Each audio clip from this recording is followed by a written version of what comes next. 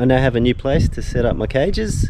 Got a new property. I've been spending the last bit of time setting up a fence in the front yard because it wasn't fenced.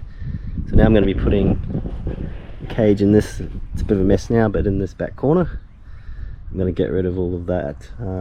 This is just the building supplies for the fence. I've got some materials left over that I'll use to build the cage and the roof, and I'll leave enough space so that I can get that boat out of that shed. I have down here, I have more space where I can put a little cage along the side here, and these sleepers I'm going to use them for the base. So I'm going to put some bitumen paint on them so that they last a bit longer. They're designed for garden beds, but if you bitumen paint them they'll last a fair bit longer. So that's what I'm going to do next. Some of the other supplies I'm going to use is, this is the mesh. It's 12mm by 12mm, or 1/2 inch by 1/2 inch. So I've got plenty of that. Some plywood that's 7mm ply, 1/4 inch. So that's just for building the actual chicken coop above, because I'm going to do chickens above as well. So they're just parts of it, and I'm going to obviously get some metal to do the doors. In the past I've tried to do wood, but that doesn't last, so I'll have to get some of that too. They're laid out ready to be coated, so I need to just mix up the bitumen paint.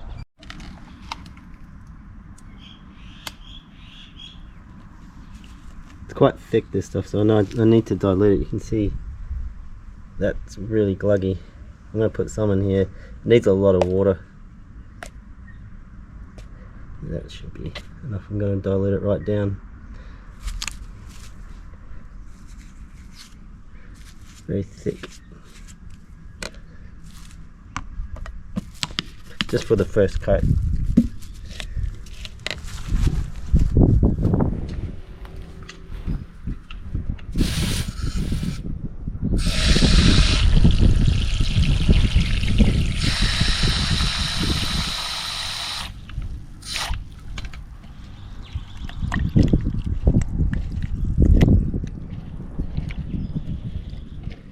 All I need for the first coat.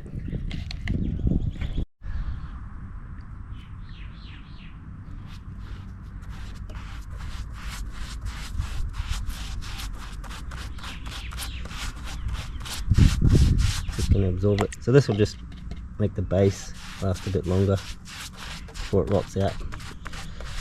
And if you've watched the channel, you know I'm not a fan of concreting in things, because I sometimes change my mind and have to move it. So the idea, this is quite heavy. These are about 20 kilos, about 45 pounds each. I'm going to have about 6 or 7 of them. So I'm going to actually have some brackets that'll attach the cage to it, because I live on the coast now, so I do get some wind. So that will actually ensure that it doesn't blow away in a storm or anything. It's not going to move. Very heavy.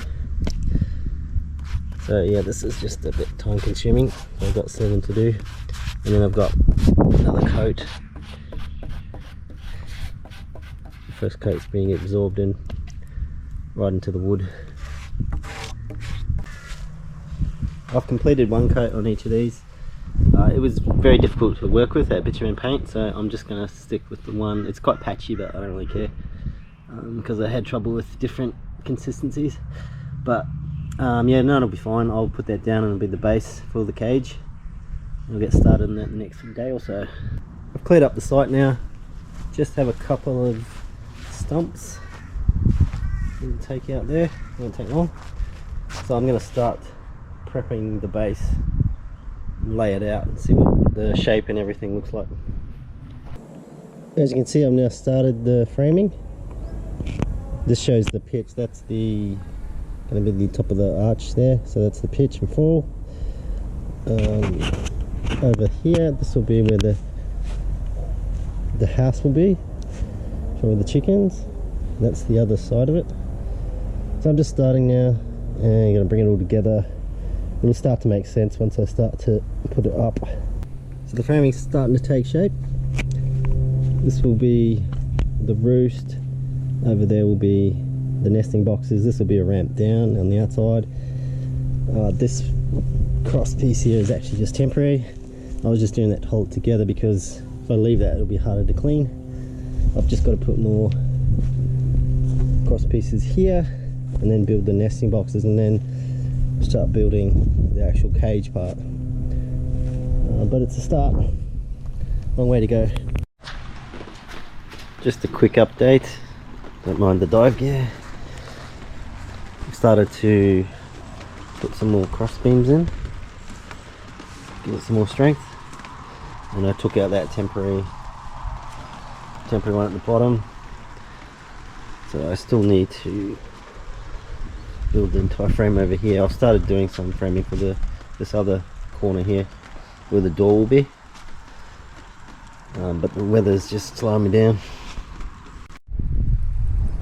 So the structure is pretty much in place now, the outside structure. I've still got the pitching the roof and all that to do. It's just been difficult working with this essentially fence paling because it's a bit warped, but I have used batten screws. I've just blasted them in, so some of them have, they stick out a bit, and some of them do crack, but I don't really care because it's just the chicken coop and they're quite strong. And the reason I wanted it flush here so that I could put the mesh on quite easily rather than having this drilled in through here, which would have had it offset and which would have been harder to work with. But the footprint's done. I've got slightly enough space to get down the back here, and I've got it caged up to keep the back clear. Next I'll be putting in the roof, and I do have to put in the support beam, which will probably be about here coming back. You can see that the wood's warped there, but I need that support beam to pitch the roof, and it'll help me divide up internally if I need to with quail and chickens. So I might try to do them together in the same pen but just separated with a divider. So we'll see how that goes. Latest update, it's all painted. It looks bigger now that I've painted it. Over here is the nesting box.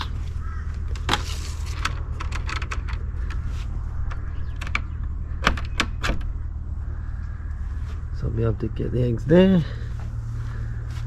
There'll be a ramp coming down off here, so a door here, and they'll sleep over there. And then I've got two center posts holding the structure up, which I'll build quail areas off these somewhere. Haven't sorted that out yet, but roofing and mesh to go. Just a quick update, I've been progressing with the roof. Finished that now. It's a bit rough, but it got there, and now I'm moving on to doing the roost and nesting boxes. As you can see, the roof is done. I had to make the ridge cappings by melting the plastic, and I have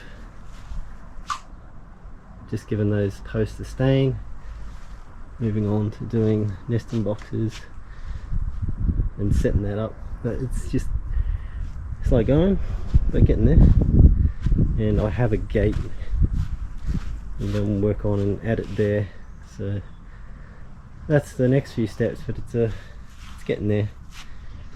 More time consuming than I thought. The mesh is all on. I've done some of the roost and the nesting boxes. Still got some up the top there to box in. The ramp is done. We've got a gate. Still got to fix the top there.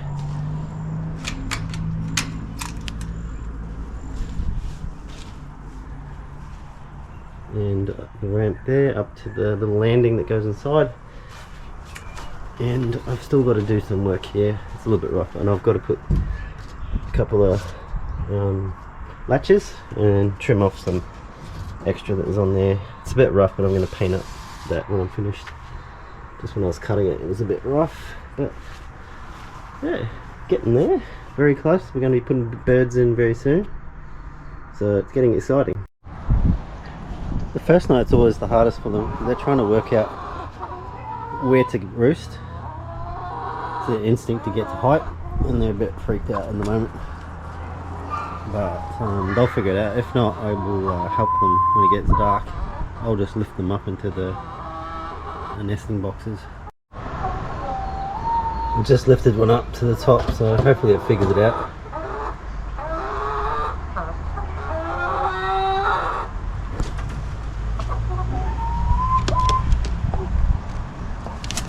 Maybe not. In you go. So there you have it, all done. It was a bit of a difficult build for me. Did it all by myself, and it ended up, a few things changed over time, but I'm pretty happy with it in the end.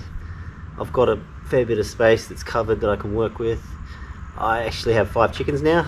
I have 2 ISO browns, which are a cross between a white leghorn and a Rhode Island red, and I've had Rhode Island reds before. They're quite good natured, so they're quite easy to deal with. You can pick them up pretty easy. I've got 2 black Australorps. They're more flighty, but smart bird, those 2. And I've also got a blue leghorn. It's more of a slate grey really, but it was a heritage breed. It's more expensive than the other ones, so I just got something different. So they're quite young, but one of them started laying already.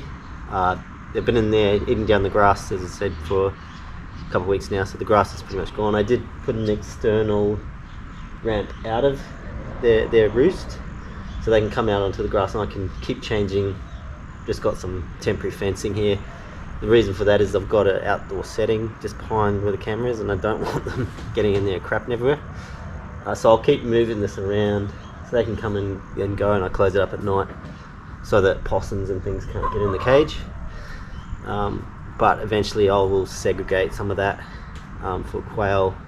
And eventually, you know, I'll work with what I can in terms of space when my numbers go up and down with quail once I get that going. But overall, yeah, difficult build because I had to do it by myself, but I overcame a few challenges, and I've ended up with something I'm pretty happy with. There's a few things I need to do. I'm going to do some guttering to bring some of the water from the back so it doesn't go down the fence and build up at the back. So I'll gutter, bring it to the front and onto the lawn. There's actually a drain over there, so that will help that. And some of the latches I'm going to work on. Also built the step. The roosting box ended up higher than I thought. I think in my mind, before I built it, I didn't measure just the small walls would end at height. It's kind of a bit hard to reach, but I had some leftover wood, so I've just built a temporary, well, not temporary, it's a step there that I can get up there, and I can also get up a bit higher and maintain the structure around the back and cut back that stuff that's growing over from the other fence. So overall, pretty happy. So there's the external ramp. It's got a bit of a landing. These are the temporary steps. I've got to clean this up. There's some chickens going around the back there. Passion fruit and lemons growing there. So the roosting box, I've still got to block that because they're scraping the mulch all over the place. And there's some roosts there. They come in here. Got some high roosts, they like to go up to the top ones. I can slide this. I've just got to work on that. I'm going to build up that so it's a bit higher. Might shut that at night. The landing, the internal. So what I'll do is I will move this around. I've got quite a bit there to work with. I'm going to change this. It's round the wrong way. I don't want that in there. And I put a little latch that catches there. I just put it the wrong way around when I set it up. I've got one of these feeders where they stand on it, but they haven't learnt it yet, so I've just got one of my dive weights on it. They get scared when they stand on it. Hopefully they learn it. Just got one water at the moment. Yeah, pretty friendly, these two. And I do need to work on this. It's coming out a little bit, so I've just got to straighten that. I put some more hardened steel on that one. like that. It's not bowing, but this one does bow because I didn't have something as strong as that. These latches are a bit annoying too. I might change that out. They're just the wrong way around. But yeah, pretty happy with that. I'm going to put substrate in here soon. So now that they've eaten this down, I'm going to put a bunch of soil and do what I do with the quail. So they'll compost for me. And this one is the blue leghorn. Not a huge fan of it so far, it's a little bit noisy.